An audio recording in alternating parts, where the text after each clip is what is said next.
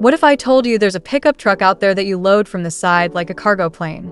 And another one that's basically a convertible sports car pretending to be a truck? Today we're diving into the absolute strangest pickup trucks that somehow made it from the drawing board to actual production. These aren't your typical F-150s and Silverados.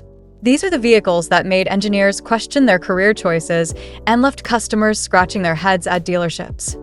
From trucks with retractable roofs to ones that look like they came straight out of a cartoon, we're counting down 20 of the weirdest pickup trucks ever built. Trust me, by the end of this video, you'll never look at trucks the same way again. Let's start with number 20, the Chevrolet Corvair Rampside. This truck had a concept where you loaded it from the side, which sounds practical until you realize it means parking becomes a nightmare. Imagine trying to load lumber at Home Depot when you need 3 parking spaces just to open your truck bed. The Rampside was based on Chevrolet's forward control vent platform, putting the driver right over the front wheels. It looked like someone took a regular van and just chopped off the back half. The funny thing is Chevrolet actually thought this was revolutionary. They marketed it as the most convenient loading system ever invented, but forgot to mention that you'd need a loading dock just to use it properly. The side-loading ramp was heavy and awkward, and God help you if you were parked next to a wall or another car. Coming in at number 19, we have the Jeep Comanche. Now, you might think a Jeep pickup isn't that weird, but here's the thing. This model was built upon the highly popular Cherokee and shared that model's unibody setup for the cab while utilizing a traditional body-on-frame design for the bed. So basically, it was half car, half truck, and all confusion. The engineering team literally welded 2 different construction methods together and called it a day. It was like building a house where the foundation was concrete, but the walls were made of cardboard. The result was a truck that handled like a car in the front and bounced like a pogo stick in the back. AMC designed this thing during their financial troubles, and it shows.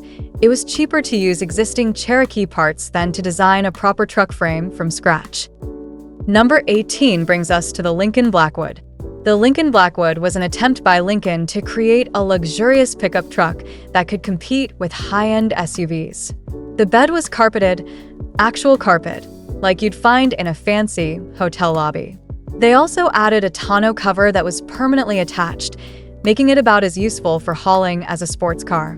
The Blackwood came with a standard navigation system, premium leather seats, and a sound system that cost more than most people's entire cars. But here's the kicker, it was only available in black and only with rear-wheel drive. So this luxury truck couldn't even handle a light dusting of snow.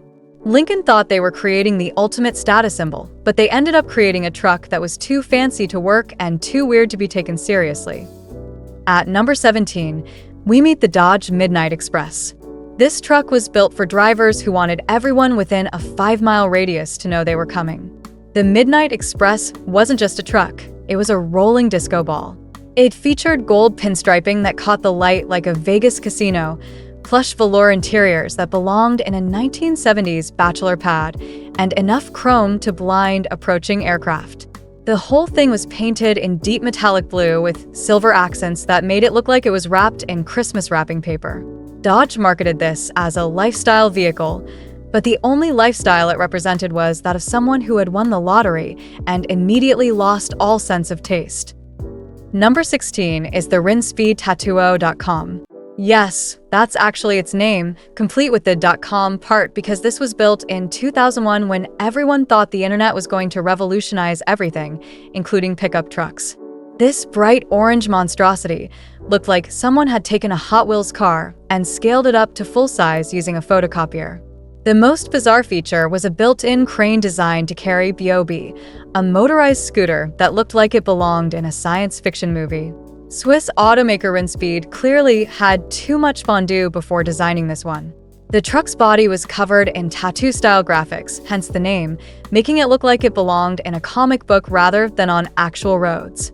Number 15 takes us to the Ford Ranchero. This vehicle suffered from a serious identity crisis. It couldn't decide if it wanted to be a car or a truck, so it ended up being bad at both. The Ranchero was Ford's attempt to create a vehicle that combined the comfort of a car with the utility of a truck. The result was something that looked like someone had performed surgery on a sedan with a chainsaw. It had car-like handling, which sounds good until you try to load anything heavy in the back and realize the suspension was never designed for actual work. The bed was so shallow that you could barely fit a bag of groceries without it flying out on the first turn. Ford kept producing this thing for over 2 decades, apparently convinced that someday people would figure out what to do with it. At number 14, we have the Chevrolet El Camino. The El Camino was part of the whole car truck movement that Detroit was obsessed with in the 70s and 80s. It was essentially a Malibu that had been in a horrible accident and lost its back seat. Chevrolet marketed it as a vehicle that could take you to the office and then to the construction site, but the reality was that it was uncomfortable for office work and useless for construction. The El Camino became popular with a very specific demographic, people who wanted to look tough, but didn't actually want to do any real truck work. It was the mullet of the automotive world. Business in the front, party in the back, and questionable in the middle. Number 13 introduces us to the Subaru Brat. This little Japanese truck had the strangest feature of all: 2 rear-facing seats in the truck bed. That's right, Subaru thought it would be fun to let passengers ride in the back like they were on a hayride, except at highway speeds. The seats even had seatbelts, as if that would help when you got rear-ended by a semi-truck. The Brat stood for Bi-Drive Recreational All-Terrain Transporter, which was a fancy way of saying tiny truck with death seats. It was marketed as a recreational vehicle for outdoor enthusiasts, but it was really just a lawsuit waiting to happen. The rear-facing seats were actually a response to import tariffs. By adding the seats, Subaru could classify the Brat as a passenger car instead of a truck, avoiding higher import duties. Coming in at number 12, we have the Volkswagen Rabbit pickup, also known as the Caddy in some markets. VW took their economy car and decided to turn it into a truck, apparently forgetting that trucks are supposed to be able to haul things. The result was a vehicle that looked like a regular Rabbit that had been in a really bad accident. It had the power of a lawnmower and the payload capacity of a shopping cart, but hey, at least it got good gas mileage. The Rabbit pickup was so underpowered that it struggled to get out of its own way, let alone haul anything useful. VW marketed it as perfect for small businesses, but the only business it was perfect for was delivering flowers, and even then, only if the flowers weren't too heavy.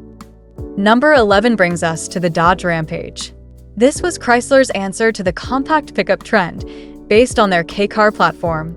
The K-Car platform was notorious for being cheap and poorly built, so naturally, Chrysler thought it would make a great foundation for a truck. The Rampage looked like someone had taken a station wagon and forgotten to put the roof on the back half. It was supposed to be sporty, but driving it was like trying to race with a refrigerator strapped to your back. The front-wheel drive system meant that any significant weight in the bed would cause the front wheels to lose traction, making it dangerous to drive when actually loaded. Chrysler sold it as a lifestyle vehicle for young professionals, but the only lifestyle it represented was one of poor decision-making.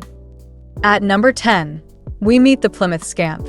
Yes, Plymouth made a pickup truck, and it was just as weird as you'd expect. The Scamp was basically a rebadged Dodge Rampage with different trim pieces and a Plymouth badge. It proved that you could take a bad idea and make it worse by changing the nameplate. Plymouth dealers had no idea how to sell these things. They were too weird for truck buyers and too truck-like for car buyers. The Scamp lasted only 2 years in production, which was probably 2 years too long. It was one of the final nails in the coffin of the Plymouth brand, proving that badge engineering couldn't save a fundamentally flawed concept. Number 9 is the Chevy LUV. Despite its name, nobody really loved this truck. It was actually built by Isuzu and rebadged as a Chevrolet, part of GM's strategy of selling foreign-built vehicles under American nameplates. The LUV stood for Light Utility Vehicle, but it was so light that a strong wind could probably flip it over. It looked like a real truck that had been shrunk in the wash. The bed was so small that you could barely fit a bicycle in it, and the cab was so cramped that anyone over 6 feet tall would be driving with their head tilted to the side. GM sold these things for over a decade, apparently convinced that Americans wanted trucks that looked like toys. Number 8 brings us to the Ford Courier. This was Ford's version of the compact pickup, built by Mazda and sold in the United States with Ford badges. The Courier was so small that you could practically pick it up and carry it yourself. It had about as much hauling capacity as a bicycle with a basket. Ford marketed it as perfect for light-duty work, but the only work it was good for was delivering newspapers. The Courier was reliable and fuel-efficient, but it was also embarrassingly small and underpowered. It was the automotive equivalent of bringing a knife to a gunfight. Technically, it was a tool, but it wasn't going to help you get the job done. At number 7, we have the Chevrolet S10. While not particularly weird on its own, the S10 spawned some truly bizarre variants. There was the S10 Blazer that looked like someone had forgotten to finish building it, and various sport packages that made it look like a Hot Wheels car that had been scaled up to full size. GM kept adding more aggressive body kits and graphics packages, turning what had been a reasonably normal small truck into something that looked like it belonged in a video game. The S10 Extreme was particularly ridiculous, with a lowered suspension that made it useless for any actual truck work and body cladding that made it look like it was wearing armor to a pickup truck battle. Number 6 is the Dodge D50. This was another rebadged Mitsubishi truck that Dodge tried to pass off as their own during the era when American manufacturers were desperately trying to compete with Japanese imports by just slapping their badges on foreign vehicles. The D50 looked like it was designed by someone who had never seen a truck before but had it described to them over the phone by someone who was also drunk. It had weird proportions that made it look like it was always surprised, with headlights that seemed too big for its face, and a grille that looked like it was permanently shocked. The D50 was actually a decent little truck mechanically, but it was so ugly that people would rather walk than be seen driving one. Dodge dealers struggled to move these things off the lot, often having to offer massive incentives just to get people to consider them. Coming in at number 5, we have the Isuzu Hombre. This was GM's badge engineering at its finest. They took a Chevy S10, removed all the Chevrolet badges, slapped Isuzu badges on it, and called it a day. The name Hombre was supposed to make it sound tough and masculine, but it just made it sound like a truck that was having an identity crisis. The Hombre was identical to the S10 in every way except for the badges and some minor trim differences. It was like GM thought consumers were too stupid to notice they were buying the exact same truck with different stickers. The Hombre lasted only 4 years before Isuzu gave up on the American truck market entirely, probably because people kept asking why they were paying Isuzu prices for a Chevrolet truck. Number 4 introduces us to the Mitsubishi Mighty Max. Despite its name, there was nothing mighty about this truck. It was about as powerful as a golf cart and looked like it had been designed by someone who thought all trucks should look like anime characters. The Mighty Max had a face that looked permanently angry, with narrow headlights and a grille that seemed to be scowling at the world. It was proof that just because you can build something doesn't mean you should. The truck was reliable and fuel-efficient, but it was also embarrassingly small and underpowered. Mitsubishi tried to market it as a serious work truck, but the only work it was good for was delivering pizza. The name Mighty Max became a running joke among truck enthusiasts, who would use it to describe anything that was supposed to be tough, but obviously wasn't. At number 3, we have the GMC Syclone. This wasn't your typical pickup truck, it was a rocket ship disguised as a work vehicle. The Syclone was based on the GMC Sonoma, but came with a turbocharged V6 engine that made it faster than a Ferrari. We're talking about a truck that could go from 0 to 60 in under 5 seconds, which was absolutely insane for 1991. But here's the weird part. It was lowered and came with all-wheel drive, making it completely useless for any actual truck work. You couldn't tow anything with it, you couldn't haul anything meaningful in the bed, and you definitely couldn't take it off-road. It was a truck that was designed specifically to embarrass sports cars at traffic lights. GM made only about 3,000 of these things, probably because they realized that making a truck that couldn't truck was a pretty stupid idea. Number 2 is the Ford Explorer Sport Trac. This thing was Ford's attempt to create a pickup truck based on an SUV, which sounds backwards because that's exactly what it was. The Sport Trac looked like someone had taken a regular Explorer and chopped off the back half with a saw. It had 4 doors and a tiny bed that was about as useful as a decorative flower box. Ford marketed it as the perfect vehicle for people who needed the utility of a truck, but the comfort of an SUV, but what they created was a vehicle that was bad at both. The bed was too small to haul anything meaningful, and the ride was too truck-like to be comfortable. It was like Ford took all the worst aspects of trucks and SUVs and combined them into one confused vehicle. The sport Trac lasted for 2 generations, which was 2 generations too many. And finally, at number 1, we have the Chevrolet SSR. The Chevrolet SSR was Chevrolet's answer to a question that nobody was asking. What if we made a pickup truck that's also a convertible sports car? The result was a vehicle that looked like it had driven straight out of a cartoon and into a nightmare. The SSR stood for Super Sport Roadster, which was a fancy way of saying, we have no idea what we're doing. One of the most striking features of the SSR's design was its retractable hardtop roof, which meant you could turn your truck into a convertible at the push of a button. This sounds cool in theory, but in practice, it meant you had a truck that couldn't handle weather and a convertible that couldn't carry anything. The SSR was terrible at being both a truck and a sports car. It was characterized by annoying vibrations at highway speeds, especially with the top down. The bed was so small you could barely fit a bicycle in it, and the whole thing weighed as much as a small building. The SSR was powered by a Corvette engine, which sounds impressive until you realize that all that power was being used to haul around a truck that had the aerodynamics of a brick and the practicality of a chocolate teapot. The interior was a confusing mix of truck and sports car elements that didn't work well together. The seats were designed to look like they belonged in a hot rod, but they were actually quite uncomfortable for long drives. The dashboard was a mix of retro styling and modern technology that looked like it had been designed by a committee of people who had never met each other. But here's the real kicker. The heated seat controls were positioned so poorly that you couldn't actually use them with the doors closed. That's right. They designed heated seats that you couldn't turn on while sitting in the truck. It was this kind of attention to detail that made the SSR such a spectacular failure. The SSR was supposed to capture the spirit of classic hot rods, but instead, it captured the spirit of confusion and compromise. It was too weird to be a truck, too impractical to be a sports car, and too expensive to be worth buying. Chevrolet priced it like a luxury car, but built it like a truck, resulting in a vehicle that satisfied nobody. The SSR was heavy, unwieldy, and had a truck bed that was more decorative than functional.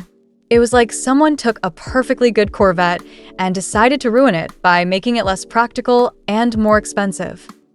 But here's what's really fascinating about all these weird trucks. They represent something bigger than just bad design decisions. Each one of these vehicles was someone's attempt to solve a problem that didn't exist or to fill a market gap that wasn't really there. The automotive industry has always been obsessed with creating the perfect hybrid vehicle, something that can do everything for everyone. The problem is that when you try to make something that does everything, you usually end up with something that does nothing well. The late 1970s through the 2000s were particularly crazy times for pickup truck design. Gas prices were fluctuating wildly, emissions regulations were getting stricter, and manufacturers were trying to figure out what consumers actually wanted. Should trucks be more car-like? Should cars be more truck-like? Should everything just be a weird hybrid that nobody understands? This led to an era of experimentation that gave us some of the most bizarre vehicles ever produced. Companies were throwing everything at the wall to see what would stick.